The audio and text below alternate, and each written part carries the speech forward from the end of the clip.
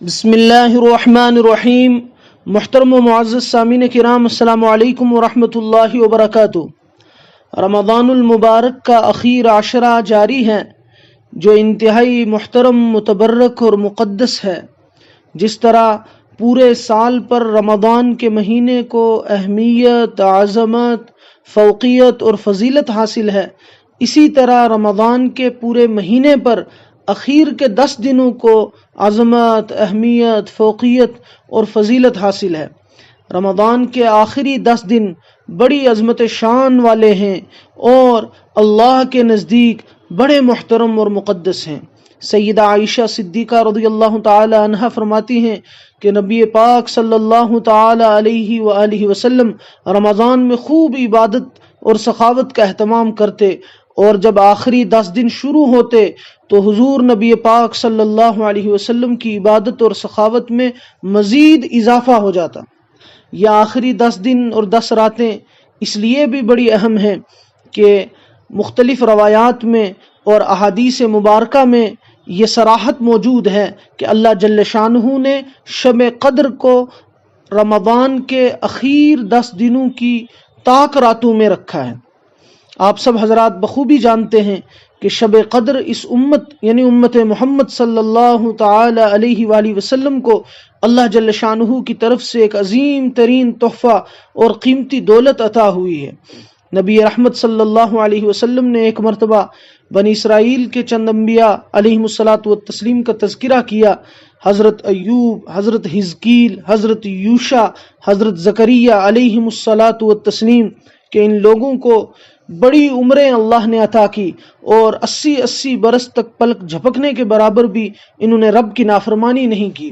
پہلے زمانوں میں 800 سال، 1000 سال، 1200 سال عمریں ہوئی تو حضور نبی پاک علیہ الصلوۃ والسلام کو اور آپ کے صحابہ کو بڑا تعجب ہوا اور حیرت بھی ہوئی اور فکر کا احساس بھی ہوا کہ اگر ہماری امت کے لوگ عبادت میں پہلے اور پچھلے لوگوں کا مقابلہ اور موازنہ کرنا چاہیں، ان کی برابری کرنا چاہیں تو یہ اس کی طاقت نہیں رکھتے۔ یہ پاسبل ہی نہیں ہے کہ میری امت کی عمریں 60، 70، 80 یا 90 سال ہیں۔ فوراً جبریل امین حاضر ہوئے اور سورۃ القدر جو ہے وہ نازل کی گئی اور وہ پڑھ کے سنائی، انا انزلناہ فی لیلۃ القدر وما ادراک ما لیلۃ القدر لیلۃ القدر خیر من الف شہر، کہ یہ ایک رات 1000 مہینوں سے افضل ہے۔ ایک رات کی عبادت 1000 مہینے اگر آپ گنتی کریں گے تو تقریباً 83 برس بنتے ہیں۔ کسی خوش نصیب کو اگر زندگی بھر میں 10 راتیں شب قدر کی مل گئی تو وہ ایسا ہے جیسے 850 سال اس نے عبادت کی ہو۔ تو رمضان کے اخیر عشرے میں ہمیں خوب عبادت کا اہتمام کرنا چاہیے، خاص طور پر راتوں کو خوب عبادت کرنی چاہیے۔ 2-4 باتیں وضاحتاً عرض کر کے اپنی بات مکمل کروں گا۔ سب سے پہلی بات یہ کہ شب قدر کو اللہ جل شانہ نے پوشیدہ اور خفیہ اس لیے رکھا ہے تاکہ بندہ ہمیشہ اللہ کے سامنے رجوع کرتا رہے، پورے سال اللہ سے مانگتا رہے۔ شاہ ولی اللہ محدث دہلوی علیہ رحمہ تو یہ لکھتے ہیں کہ شب قدر تو رمضان کے علاوہ دنوں میں بھی ایک شب قدر ہوتی ہے۔ خیر، اس سلسلے میں 20 اقوال محدثین اور شرائع حدیث کے موجود ہیں۔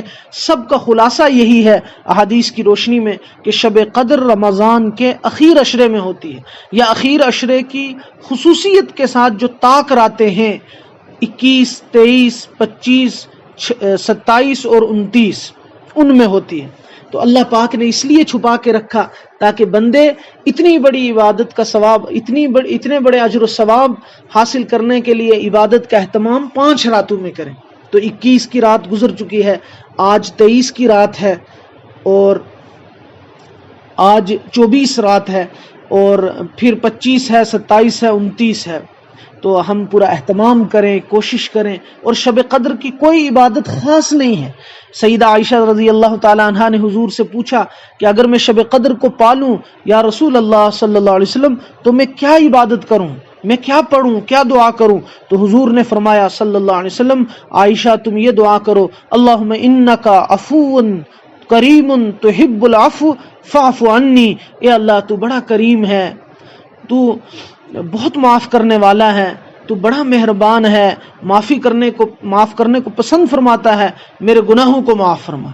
تو کوئی خاص عبادت نہیں ہے، کوئی خاص دعا کا طریقہ نہیں ہے، کوئی خاص نوافل نہیں ہے، بس شب قدر میں ہم جو ہے صرف 27 کو خاص نہ کریں کہ اسی دن شب قدر ہے، اگرچہ اس کی بھی روایات ہیں، لیکن شب قدر چھپا کے اللہ نے رکھی ہے. جس طرح اللہ پاک نے دعا کے قبول ہونے کو چھپایا تاکہ بندہ مجھ سے مانگتا رہے، اللہ پاک نے اپنے نیک لوگوں کو لوگوں میں چھپا دیا تاکہ بندہ ہر ایک کا احترام کرے، ہر ایک کی قدر کرے، چن چن کر کسی کو اچھا کسی کو برا نہ سمجھے.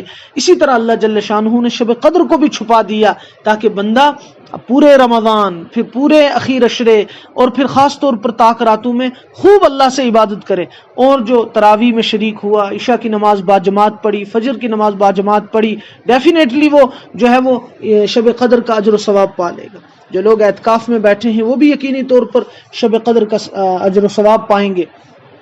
کوئی خاص عبادت نہیں ہے، آپ تنہائی میں یکسوئی کے ساتھ خلوت میں اللہ کے سامنے جتنی دیر کھڑے ہو کر نوافل پڑھنا چاہیں نوافل پڑھیں، صلاۃ التسبیح پڑھیں، صلاۃ التوبہ پڑھیں، دعا کریں، خوب اللہ کے سامنے سجدہ ریز ہو کر اپنے گناہوں کی معافی مانگیں، تلاوت کریں، تسبیحات پڑھیں، اللہ اللہ کریں، درود پاک پڑھیں، استغفار کریں، جیسے بھی ہو سکے، جتنا بھی ہو سکے، جو بھی ہو سکے وہ کرنے کی کوشش کریں. اور اگر کوئی بیمار ہے، کمزور ہے، ضعیف ہے، بزرگ ہے یا وہ مصروف ہے، وہ عشاء کی نماز باجماعت پڑھے، کچھ دیر تسبیحات کر لے، تھوڑی سی تلاوت کر لے، مختصر وقت میں دعا کر لے، اور پھر فجر کے وقت، تہجد کے وقت اٹھ کر چند رکعات اللہ کی رضا کے لیے تہجد کی پڑھ لے، وہ بھی شب قدر کی عبادت کے ثواب کو پہنچ جائے گا. اس لیے کہ قرآن کریم میں اللہ رب العزت فرما رہے ہیں ہی حتی مطلع الفجر، یہ کوئی ایک ساتھ ایک لمحہ نہیں ہے، بلکہ یہ سورج ڈوبنے کے بعد سے لے کر فجر کے وقت تک رہتی ہے. اس لیے جو عشاء اور فجر جماعت سے پڑھے، تراویح پڑھے، دعا کرے، وہ یقیناً شب قدر کو پائے گا. تو اس رات میں تنہائی میں عبادت کا حکم ہے. اس میں لاؤڈ سپیکر پر جو ہے وہ نعتیں پڑھنا، لاؤڈ سپیکر پر تقریریں کرنا، جو ہے وہ شور شرابہ کرنا، چراغاں کرنا، تقریریں کرنا، واعظ نصیحت کرنا، یہ کسی طرح بھی اللہ کے نبی صلی اللہ علیہ وسلم اور صحابہ رضی اللہ عنہم اجمعین سے ثابت نہیں ہے.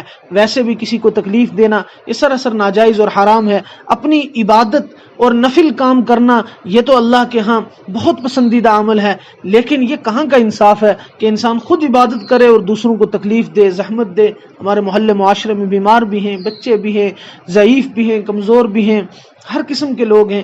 ہمیں سب کا خیال رکھنا چاہیے. ہمیں جو ہے وہ اپنی عبادت کو دوسروں کے لیے زحمت نہیں بنانا چاہیے. کوئی شخص اگر مسجد میں تلاوت کر رہا ہے، نماز پڑھ رہا ہے، تو دوسرے تلاوت کرنے والے کو یہ حکم ہے کہ آپ زیادہ زور سے تلاوت نہ کریں تاکہ ان کی نماز میں خلل نہ ہو، ان کے ذکر میں خلل نہ ہو. ٹھیک ہے، عبادت کرنا، نفلی تلاوت تسبیحات کرنا یہ نفلی کام ہے، اور پھر اگر ہم زور سے کریں گے دوسرے کو سننا واجب ہو جائے گا. تو قرآن کریم کے آداب کا لحاظ رکھیں. تو تھوڑی دیر اگر دین کی بات ہو جائے ترغیبی طور پر تو اس میں کوئی ممانعت اور قباحت نہیں ہے، لیکن باضابطہ اس دن فنکشن آرگنائز کرنا، جلسے کرنا، جو ہے وہ اس دن کھانا پکانا اور کھانا کھلانے کے اس ارینجمنٹ میں لگے رہنا، یہ اس رات کی قدردانی نہیں ہے بلکہ ناقدری ہے. اس وقت کو ہم تنہائی میں مسجد میں یکسو ہو کر، گھر میں کسی کونے میں بیٹھ کر اللہ کے سامنے جو ہے وہ جس طرح ہو سکے عبادت کریں. کوئی خاص عبادت نہیں ہے. اس رات میں شور شرابہ، ہنگامہ اور فنکشن کی طرح اس کو منانا یہ بھی غلط ہے. تنہائی میں اللہ کے سامنے رجوع کریں، اللہ کے سامنے ہاتھ اٹھائیں، دامن پھیلائیں، سر جھکائیں، دعائیں کریں، استغفار کریں، درود پاک پڑھیں، تلاوت کریں، جتنا ہو سکے نوافل پڑھیں، اور اگر زیادہ نہیں ہو سکتا تو تہجد کے وقت میں کچھ رکعات جو ہیں وہ تہجد کی نیت سے نفل پڑھ لیں. اس میں تیسری بات یہ سمجھ لیں کہ شب قدر میں ایک سوال بہت سارے ساتھیوں نے پوچھا ہے، وہ یہ ہے کہ جس طرح ہمارے ملک ہندوستان میں شب قدر اگر بالفرض 23 کی رات میں ہے تو سعودی عرب وغیرہ میں تو وہ 24 کی رات ہے، تو کیا پوری دنیا میں شب قدر ایک ہی رات میں ہوتی ہے؟ یا جس طرح اگر سعودی عرب میں 27 کو شب قدر ہوگی بالفرض تو ہندوستان میں تو اس دن 26 کی رات ہوگی. تو اگر ایک ہی شب قدر ہے تو وہاں جو ہے وہ 27 ہے تو وہاں شب قدر ہو جائے گی، اور یہاں تو اس دن 26 ہے، یہاں کیسے شب قدر ہوگی؟ تو اس سوال کے جواب میں عرض یہ ہے کہ شب قدر ایک مرتبہ ہوتی ہے اور ایک ہی ہوتی ہے۔ یہ فتویٰ ہے دارالفتہ دارالعلوم دیوبند کا۔ میں بالکل بیائی ہی سیم ٹو سیم وہ فتویٰ پڑھ کے آپ کے سامنے بات مکمل کرتا ہوں۔ شب قدر ایک مرتبہ ہوتی ہے اور ایک ہی ہوتی ہے، البتہ اختلاف مطالع کی وجہ سے پوری دنیا میں ایک ہی وقت میں شب قدر نہیں ہوتی، بلکہ ہر جگہ وہاں کی تاریخ اور وقت کے اعتبار سے شب قدر ہوتی ہے، اور جس جگہ جس وقت شب قدر ہوتی ہے وہاں اسی وقت اس کی برکات حاصل ہوتی ہے۔ مثلا اگر 27ویں شب قدر ہے تو ہر جگہ جب 27ویں شب آئے گی تو وہاں اللہ تعالیٰ کی طرف سے شب قدر کی برکات اور رحمتیں متوجہ ہوں گی۔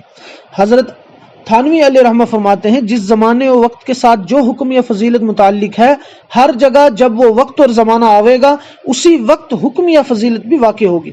پس جس طرح نمازوں کا حکم ہر جگہ طلوع اور غروب کے ساتھ ہے، اسی طرح یہاں کے حساب سے جو شب قدر ہوگی اس وقت وہ برکات خاصہ یہاں نازل ہوں گی، اور جس وقت دوسری جگہ کے حساب سے وہاں لیلۃ القدر ہوگی ویسے ہی برکات اور رحمت وہاں اس وقت متوجہ ہوں گی۔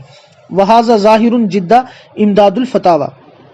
اسی طرح حضرت مفتی اعظم مفتی محمد شفیع صاحب علیہ رحمہ عثمانی فرماتے ہیں کہ اختلاف مطالعے کے سبب مختلف ملکوں اور شہروں میں شب قدر مختلف دنوں میں ہو تو اس میں کوئی اشکال نہیں، کیونکہ ہر جگہ کے اعتبار سے جو رات شب قدر قرار پائے گی اس جگہ اسی رات میں شب قدر کے برکات حاصل ہوں گے۔ واللہ سبحانہ و تعالی عالم۔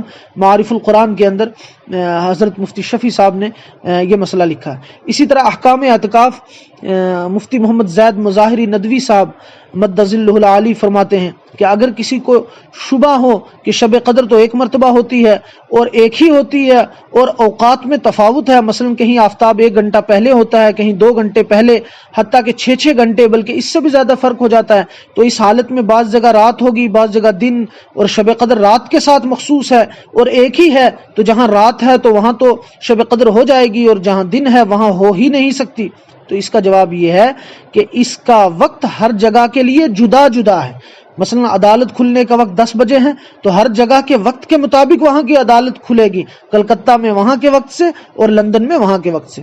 یہ دارالفتہ دارالعلوم دیوبند کا فتویٰ۔ اسی طرح جامع علوم اسلامیہ علامہ محمد یوسف بن نوری ٹون کراچی کا فتویٰ ہے کہ جس طرح نمازوں کے اوقات تہجد اور سحر و افطار وغیرہ میں ہر ملک کا اپنا وقت معتبر ہے، سعودی عرب میں نمازوں کے اوقات کو دیگر ممالک میں نمازوں کے لیے معیار قرار نہیں دیا جا سکتا، اور عید روزہ قربانی میں بھی ہر ملک کی اپنی رویت یعنی چاند کے دیکھنے کا اعتبار ہے، اور عرفہ کے روزہ کے بارے میں بھی ہر ملک کی اپنی رویت معتبر ہے یعنی اپنی تاریخ اور اپنا چاند۔